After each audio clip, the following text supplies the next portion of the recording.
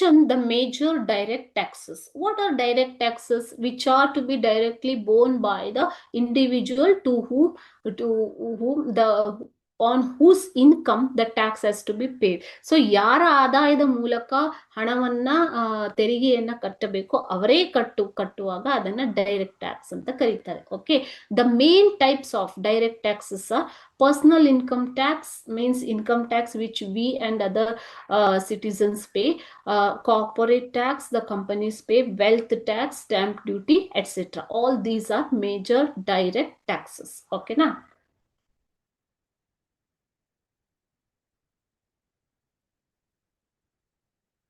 Direct tax ಅನ್ನ ಏನಂತ ಕರಿಬಹುದು?